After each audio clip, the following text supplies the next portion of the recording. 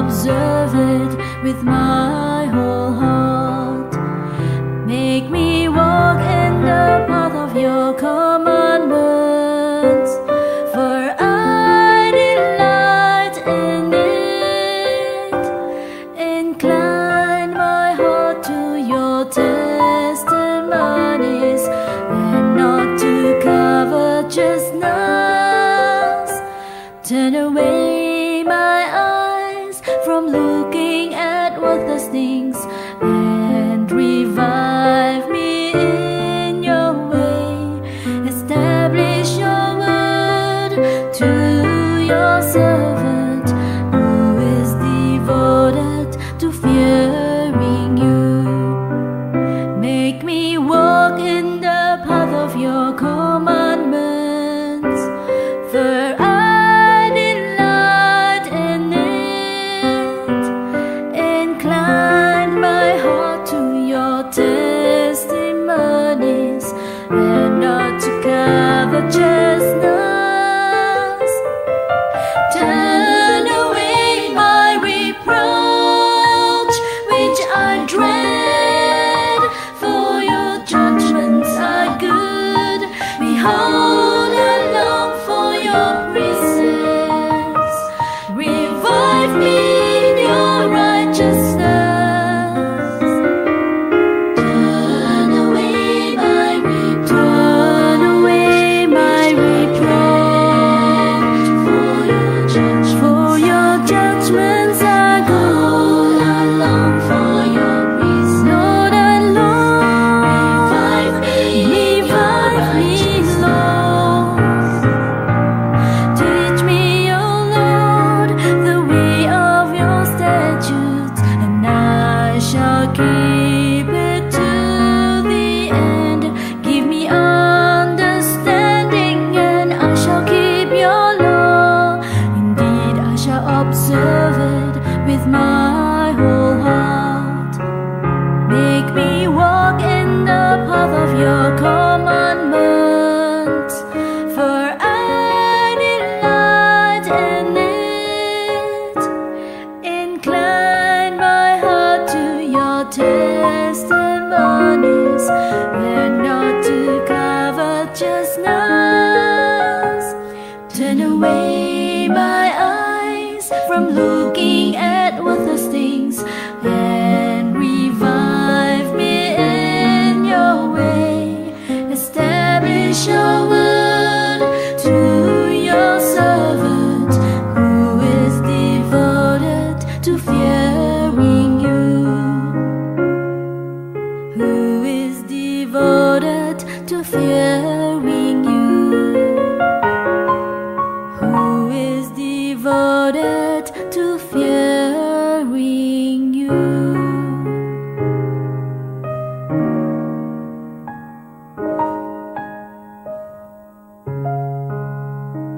Isang pinagpalang gabi po sa bawat isa. Tayo po ay sama-sama sa ating midweek online service. Samahan niyo rin po ako mga kapatid na tayo ay manalangin. O aming Diyos, Ama sa langit, kami po ay lumalapit sa iyo ng buong pusong may pagpapakumbaba, Panginoon.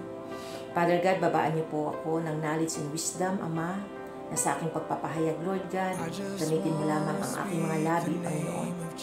At tawang salita mo lamang, Lord God, ang siyang mga lalabas po nito, Lord God, in Jesus' name. Holy Spirit, samahan mo po ako. Pangunahan mo po ako. At ibaba mo niyo po ako sa pinakamababang antas, Panginoon. At itago mo ako lagi, Lord God, sa iyong likuran. Sapagkat inaamin ko, Ama, hindi ko po kaya kung wala po kayo, Lord God. Kaya patuloy niyo lamang gamitin instrumento ang buhay na ito para mabigyan po kayo ng kapurihan, Panginoon. In Jesus' name. Father God, kung meron man po kayo nakitang karumihan sa aking puso, Lord, patawad po. Patawarin mo po ako sa aking mga nagawang kasalanan, sa isip, salita, maging sa gawa, Panginoon. Sapagkat nais ko po, Panginoon, sa gabing ito, Lord God, ay maparangalan ka, Panginoon. Kaya, Lord, maabot nawa namin ang inyong pakalay-banalang trono, Panginoon. At kumilos po kayo, Holy Spirit, sa aming kalagitnaan. Salamat po ng marami, kiniklear ko na po ang katagumpayan sa gawain ito. In Jesus' name we pray. Amen and amen. Hallelujah.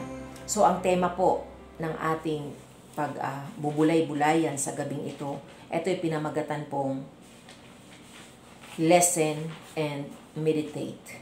Makinig at magnilay. Amen. Hallelujah.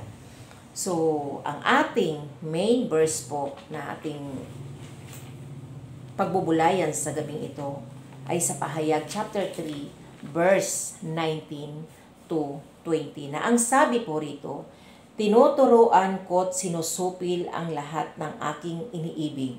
Kaya nga magsikap ka, pagsisihan mo't talikdan ang iyong kasalanan. Nakatayo ako sa labas ng pintuan.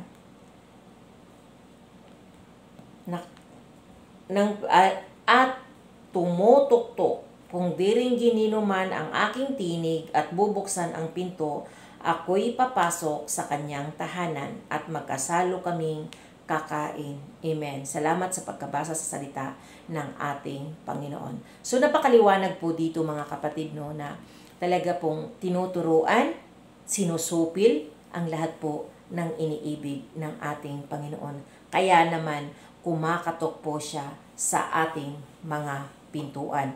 Pwedeng maaari na pintuan literal sa ating tahanan or pintuan ng iyong puso. Amen. Hallelujah.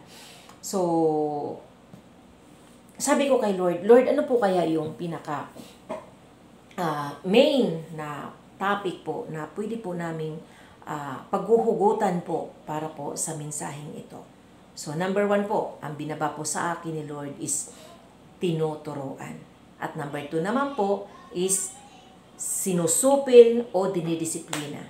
At number 3, kumakatok. Pinabibigyan po ng diin ng Diyos yung nakasaad doon sa verse na binasa po natin kanina. Amen po. So, hallelujah. So, ang sabi po dito po no sa number 1, tinuturuan ng Diyos. So, si Lord po kasi yung nagsabi sa verse na ito. Si Jesus Christ po ang nagsabi po dito sa mga verses na ito na ating natakil o natalakay po sa pinaka main verse po natin. So, tinuturuan ang sabi sa aklat ng Josue chapter 1 verse 8, huwag mong kalimutang basahin ang aklat ng kautusan. Pagbubulay-bulayan mo ito araw at gabi para malaman mo kung paano mo matutupad ng mabuti ang lahat ng nakasulat dito. Kung gagawin mo ito, uunlad ka at magtatagumpay. So, amen. Hallelujah. Kung maalala po natin mga kapatid, no, iano po natin bilang isang magulang po ang ating Panginoon na di ba tayo po noon nung may mga anak po tayo na nag-i-start pa lang silang maglakad, nag-i-start pa lang silang magsalita, kumbaga sa kanilang kamangmangan na andun po tayo na gumagabay at nagtsatsagang tuturuan sila. Isang simpleng illustration po mga kapatid na makikita po natin kung gaano din po nagtsatsaga ang Diyos na tayo ay turuan po. Amen. Hallelujah. So kung ating pong mapapansin no, 'di ba nung bata pa yung mga anak natin, tinuturuan po natin silang magbasa, tinuturuan po natin silang magbilang. Amen. Hallelujah. So dahil sa tiyaga po ng ating pagtuturo sa kanila, natuto po magbasa ang ating mga anak. Natututo po magbilang ang ating mga anak. Pero kapag mapansin po natin na kulang sa pagtuturo ang magulang sa kanilang mga anak, kapag sila ay papasok na po sa school, ang dami pong hindi alam ng bata. Amen. So, literal na buhay, alam po natin kung gaano kahalaga ang pagtuturo. So, ganun din po si Lord sa buhay po natin. Lalo po tayo, mga servant ng ating Panginoon. So, yun nga, napakaliwanag po sinabi doon sa Josue, chapter 1, verse 8, no? Na huwag mong kalimutang basahin ang aklat ng kautusan. So, ano po ba yung aklat ng kautusan? Ito po yung Bible. So, napakahalaga po na meron po tayong Bible. sapagkat ito po yung pinakamapa ng ating buhay. So, ang sabi dito, pagbubulay-bulayan mo ito araw at gabi. So, di ba po, pagbubulay-bulayan mo ito araw at gabi. Hindi lang araw, no, maging sa gabi. Hallelujah! Di ba po, nung tayo po ay natuturo sa ating mga mga anak, araw at gabi, nire-repeat po natin, paulit-ulit po tayo para mas matatandaan po ng ating mga anak ang mga pagbabasa, ang mga salita, ang mga numbers, yung mga letters, di ba? Mga ganun po yung ginagawa po natin para po mas maunawaan po ng ating mga anak. And then, ganun ang nais ng Diyos. Pagbubulay-bulayan po natin ang kanyang mga kautusan, ang kanyang salita, araw at gabi. Upang sa ganon, mas mai-apply po natin sa ating buhay kasi naunawaan po natin. Amen. Hallelujah. Next po, ang sabi rito, kung paano mo matutupad ng mabuti ang lahat ng nakasulat dito, kung gagawin mo ito, uunlad ka at magtatagumpay. Amen. Hallelujah. So, napakaganda po, no, na kapag tayo ay talaga pong nagpupursigi po na matuto, tayo daw po ay uunlad. Ito po yung talagang unlad na talagang masasabi mong praise the Lord. Glory to God. Amen? Hallelujah. Kasi po, yung pag-unlad na merong Diyos sa buhay ay tunay pong, yun po yung pinaka-winner sa pamumuhay. Bakit? Kasi doon po natin mararanasan ang tunay na breakthrough sa buhay po natin. Financial, emotional, spiritual, at physical. Amen. Bakit? Kasi ang ating Panginoong Jesus ay siya po ay talagang makapangyarihan. Katulad na lamang sa financial, marami din po sa ating lahat dito na nakakaranas din po talaga ng pag-unlad, pagbabago dahil din po sa pagsunod po natin sa kalooban ng Diyos. Yes, hindi po tayo ganun kayaman, hindi tayo milyonaryo, bilyonaryo, ngunit alam po ng Diyos na tayo ay lumalaban ng patas. Kaya po, aanhin mo ang napakarami mong yaman kung wala ka namang Hesus Kristo sa puso mo. So useless po ang lahat. Di ba po? Kasi aanhin mo nga naman ang kayamanan kung ang iyong kaluluwa naman ay mapupunta sa dagat-dagatang apoy. So kailangan po talaga na kung nagnanais ka na umangat sa buhay, dapat sabay si Lord. Amen? So, kasi mas mahalaga sa Diyos ang lumalaban ng patas kaysa nilalamangan ang kapwa po nila. Amen. Hallelujah. Kaya po ang sabi dito, magtatagumpay ka, uunlad ang iyong buhay. So, hindi man tayo, kanina sinabi ko, hindi man tayo milyonaryo, bilyonaryo, pero naandun po yung peace of mind. Andun din po yung kakuntintuhan natin sa buhay. Andun din po yung tunay na kagalakan sa buhay. Amen po ba? Kaya napakahalaga po talaga na pag-aralan, pagbubulay-bulayan ang salita ng ating Panginoon. Number 2, sinusupil o dinidisiplina. Tandaan po natin, ang pagsusupil o disiplina ay tanda ng pag-ibig. Yan po ang sinabi sa verse 19 kanina po, Pahayag 3:19. So, iniibig dahil sa pag-ibig ng ating Panginoong Hesus Kristo sa ating, sinusupil o dinidisiplina po tayo para po sa kaayusan, para po makamtan po natin ang pangakong buhay na walang hanggan. So, di ba po, tayong magulang din po. So, gusto ko talaga siyang gawing ilustrasyon bilang tayo ay magulang. Bakit? Kasi po, makakarelate po ang lahat ng makikinig po ngayon at manunood po sa mensaheng ito. Bakit? Tayong mga magulang, yes, nagtiyaga po tayo na turuan ng ating mga anak. Ngunit may mga time na kapag sila po ay sobrang galing na, ay lumalaki ang kanilang ulo. So, nagkaroon po sila ng bad attitude. So, kailangan din pong may tamang disiplina po sa mga anak. So, ganun po si Lord.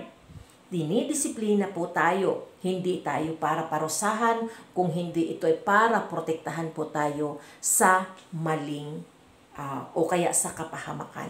Amen. Hallelujah. So, dito po, no, dinidisiplina po ng ating Panginoon ang mga iniibig. So tayo po magulang, dinidisiplina po natin ang ating mga anak o dinidisiplina din po natin yung mga mahal natin sa buhay kasi nga ayaw po natin silang mapahamak. Amen. Hallelujah. So kung tayo naman po ay dinidisiplina ng ating Panginoon, huwag po tayong magtampo, huwag po tayong mawalan ng pag-asa, at higit sa lahat, huwag po nating sabihin, pinaparusahan ako ng Diyos. Bakit? Ang Diyos ay pag-ibig. Pinoprotektahan po ng Diyos ang lahat ng kanyang iniibig.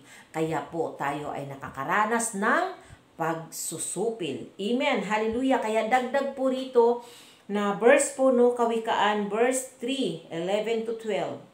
Ayon kay Solomon, huwag mong kamuhian ang disiplina ng Panginoon, sapagkat dinidisiplina ng Panginoon ang mga minamahal niya. Amen, napakaliwanag po, no? Ang dinidisiplina ng Diyos ay hindi parusa, kundi protection. Glory to God. Sabi ko nga habang binabasa ko nga ito, Lord, thank you. Kasi mga time na medyo yumabang na, medyo nagmalaki na, pero may disiplina si Lord na ginawa sa buhay ko, namin, ng aking pamilya. So, ngayon, habang tumatagal ako sa pag-aaral, lagi ko pa talaga nasasabi, Lord, thank you sa mga napagdaanan po namin. Mas natututo po kami. Kasi mga kapatid, kung wala pong pagdidisiplina, wala pong pagsusupil, hindi po tayo matututo sa ating pananampalataya. At hindi po tayo lalalim sa ating Panginoon kung puro blessing, puro pag-i-spoil yung gagawin ng Diyos sa buhay po natin. So normal po na talagang tayo ay makakaranas ng pagsusupil dahil ito ay isang proteksyon. Tandaan po natin, ang pagsusupil sa buhay po natin ay isang proteksyon ng Panginoon para hindi po tayo maliligaw ng landas. Mahal na mahal po tayo ng ating Panginoon. Amen? Kaya number 3 po, ang sabi po doon, kumakatok. Amen? Sa pagtuturo ng Panginoon, sa pagsusupil ng Panginoon, siya ay kumakatok sa ating mga tahanan, sa mga pintuan ng ating tahanan. Gaya nga po sa verse na binasa ko po kanina sa Pahayag 3:20. Narito ako, ako'y nakatayo sa may pintuan at kumakatok. Sino mang makinig sa aking tinig at magbukas ng pintuan, papasok ako sa kanya at kakaing kasalo niya at siya'y kasalo ko. Amen. Salamat sa salita ng ating Panginoon. Alam niyo po, habang inaaral ko po ito, di ba? Pansinin niyo po, narito ako, sabi ng Panginoon. Ako'y nakatayo sa may pintuan at kumakatok.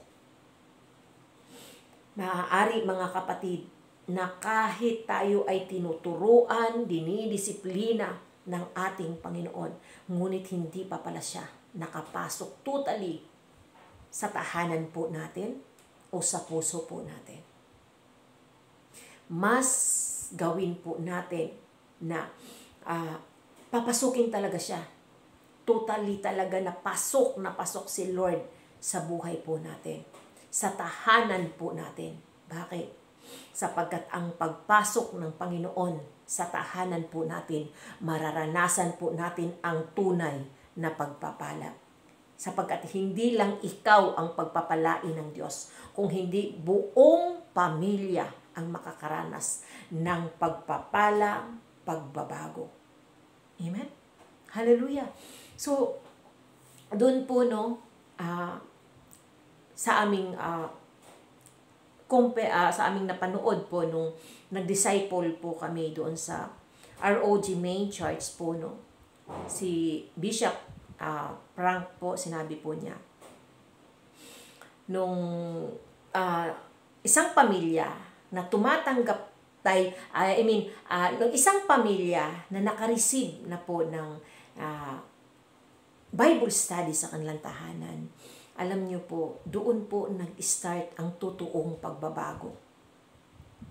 Kasi nung alam niyo po yun, yung habang nagba-Bible study sa loob ng kanilang tahanan, naririnig din po yun ng mga kasamahan po sa loob ng tahanan.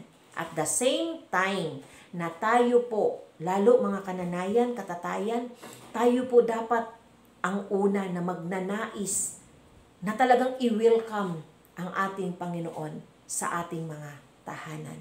Upang sa ganun, lahat po ng nasa loob ng tahanan ay makakaranas po ng pagbabago. So doon po, no, sa pakikinig ko po doon, no, isang nanay muna ang talaga pong lagi siya nakikinig ng mga salita ng Diyos at yun na nga po, nakapag ano po sila ng Bible study po, no. So itong nanay na ito, meron po siyang asawa na isang napakalasinggiro po, no. So, etong uuwi daw po ito na talagang sisigsag-sigsag na po talaga sa kanyang pag-uwi sa kanilang tahanan sa sobrang kalasingan niya. Dahil po yung nanay ay napalalim na po sa kanyang pananampalataya. Talaga pong inaasikaso po niya. Unlike before, na hindi pa po siya nakakilala sa Diyos, ay talagang nagsasalita siya ng hindi maganda sa kanyang asawa. Kaya yung asawa niya is natutulog daw sa labas, and then kasama po yung mga aso. So, yun, wala siyang pakialam sa asawa niya.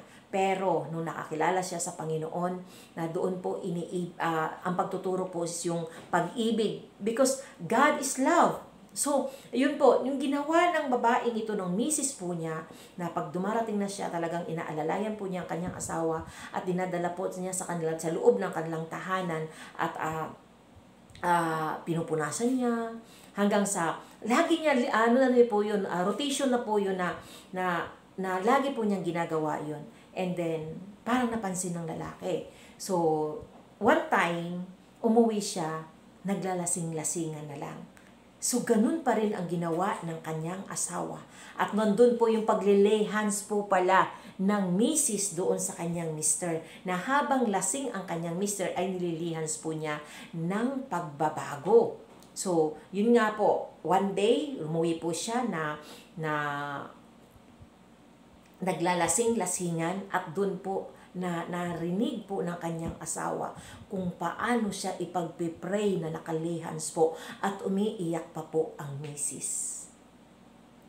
So dun po, no, sobra po na nakapasok po, naka-enter po ang ating Panginoong Diyos sa puso ng kanyang mister na sobrang pasaway po. So, di ba po kasi, ang salita ng Diyos is may ihalin tulad po natin sa magkabilay talim, na ito'y papasok sa ating puso, sa kasukasuan, maging sa ating buto, sa ating kaisipan, mababago po tayo. So, wag po tayong tumigil. Gaya ng ating Panginoong Hesus, na hindi tumitigil na kumakatok sa bawat pintuan at pinapahayag ang kanyang mga salita. Hindi siya nagsasawa na kumakatok sa bawat mga puso ng tao kasi nais ng Diyos ang kaligtasan, ang regalo na ibibigay po sa lahat ng tao ay matanggap po natin ito. Ano po yung regalong ito? Yung banal na espiritu na regalo po ang ating Diyos Ama sa langit na nagkatawang taong ating Panginoong Hesus, na nung siya po ay namatay at umakyat na po sa kanang trono ng ating Diyos Ama, iniwan po ang Holy Spirit po sa atin. At ito po yung gift na wag po nating palagpasin. Kung tayo po ay talagang, di ba, tayo, literal po sa buhay po ng mga tao, lalo Pinoy, very excited po kapag mayroong regalo sa kanila. Pero ito po yung regalo ng Diyos na talaga pong regalo na hindi mo dapat palagpasin. Amen. Hallelujah. Kaya kung meron man po na aatasan sa atin, lalo po tayo mga evangelist po na talagang kumakatok po tayo sa mga pintuan ng bawat tao po, no, dito po sa loob ng ating subdivision na kung saan po tayo nakatira, no, na talaga pong inuutosan po tayo ng ating Panginoon na huwag tayong magsawa na kumatok. Kahit na may mga tao din po na hindi tayo pinagbubuksan, huwag po tayong panghinaan ng loob. Bakit? Kasi one day po, bubuksan din po tayo ng mga yan.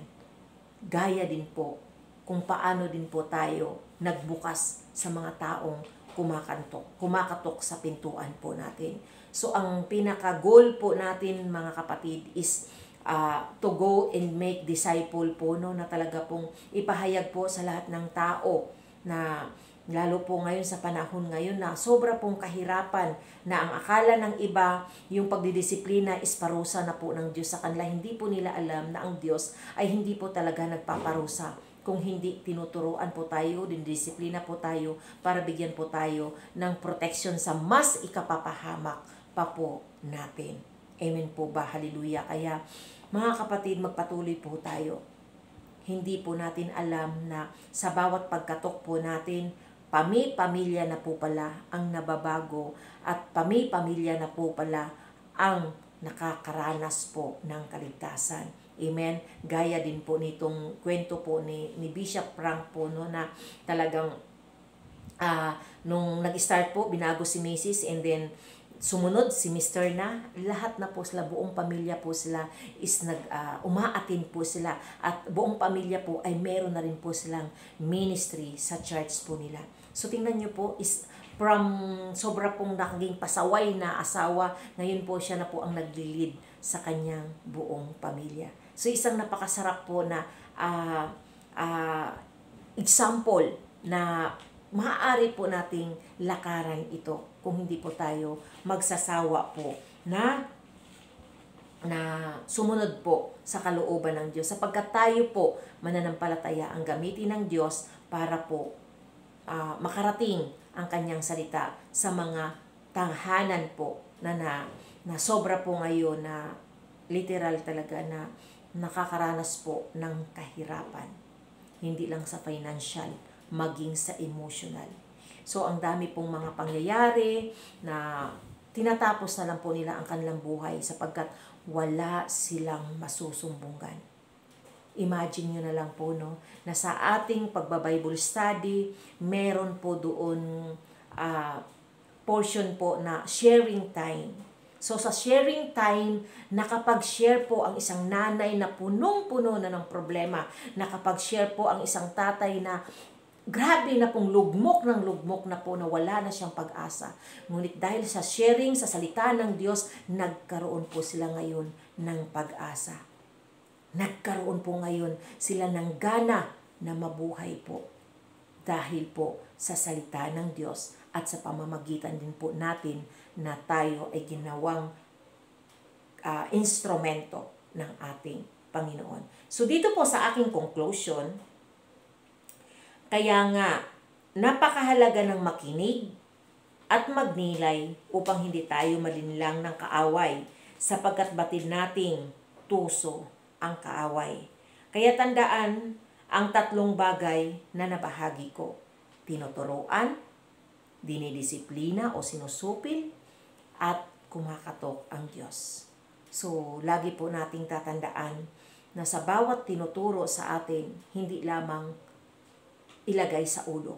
Kung hindi, i-apply po natin ito sa ating pang-araw-araw na buhay. So, kailangan i-exercise po natin ito para lagi po natin ito maaala everyday po. Amen, yung salita ng ating Panginoon. So, dito po sa sinusupil po, no, o dinidisiplina, inuulit ko po, ang pagdidisiplina po ay hindi parusa. Kung hindi ito ay isang proteksyon, pag-ibig ng Diyos sa atin para hindi tayo maligaw ng landas. Amen. Kaya nga, kumakatok ang Diyos sa pintuan o sa ating mga puso para po siya ay makakapasok. Amen. Hallelujah. Upang sa ganon, tunay nga na malakaran po natin ang kalooban ng ating Panginoon. Amen. Hallelujah. Kaya dito po sa Pahayag chapter 3 verse 21, ang magtatagumpay ay uupong katabi ko sa aking luklukan kung paanong ako'y nagtagumpay at nakaupo ngayon sa tabi ng aking ama sa kanyang luklukan. Amen. Kasi ito po kasi yung nais ng Diyos ng ating Panginoong Hesukristo. Kaya po iniwan niya ang banal na Espiritu sa atin para siya po yung magiging guide. Amen? Kaya po nais ng Diyos na tayo ay managumpay sa lahat ng panglilinlang ng kaaway dito sa lupa, dito sa mundong ito. Kasi sabi nga, maikli ang buhay, ngunit batbat ng kahirapan. Ngunit kung alam po natin ang salita ng Diyos, ang pangako ng Diyos, na hindi tayo iiwan, ipababayaan man, pasasaganain niya tayo, hindi po tayo mawawalan ng pag-asa. Tayo ay magtatagumpay po sa laban ng buhay temporary sa mundong ito. Amen? Kaya ang next po, sabi nito, kung may pandinig kayo, dinggin ninyo ang sinasabi ng Espiritu sa mga iglesia. Amen. May ginagamit ang Diyos, katulad na lamang ng mga pastors, leaders, sa pagpapahayag ng kanyang salita. Kaya nga daw, kung may pandinig kayo, dinggin ninyo ang sinasabi ng Espiritu sa mga iglesia. Kaya napakahalaga pong makinig ng mga salita ng Diyos. At napakahalaga din pong magbasa, pagbubulay-bulayan, araw at gabi ang salita ng Diyos. Para ito ang siya pong magiging weapon o magiging sandata sa ating pagbabago. Amen po. Hallelujah. Salamat po, Panginoon, sa gabing ito. Salamat sa mga natutunan po namin sa mga salita mo. Hallelujah, Lord. Aming Diyos Ama, minsan pa, Panginoon, buong puso po kami na nagpapasalamat sa iyo, Lord God. Tunay nga na ang pagtuturo mo sa amin, Panginoon, ay hanggang sa kami ay makarating diyan sa kinaroroonan mo, Panginoon. God, salamat po sapagkat ikaw ang Diyos na nangangakong hindi mo kami iiwan ni pababayaan man. Salamat sa pagsusupil, sa pagdidisiplina mo sa buhay po namin. Tatandaan po namin, Panginoon, mahal mo kami, kaya dinidisiplina mo kami dahil nais mo na proteksyonan kami para hindi kami mapahamak, Lord God. At Lord, sa iyong pagkatok, Panginoon, sa aming mga puso, right now, Lord God, buong puso ka po namin pinapapasok at ikaw na po ang manahan, ikaw na po ang mag-guide sa buhay po namin. Sapagkat Lord, kung kami, Panginoon, ay hindi po namin ito kaya. Umaasa lamang kami, Lord God, sa iyong habag at biyaya. Salamat po ng marami, Ama. Sa iyo po ang lahat ng papuri pa sa salamat. In Jesus' name we pray. Amen and amen. Hallelujah.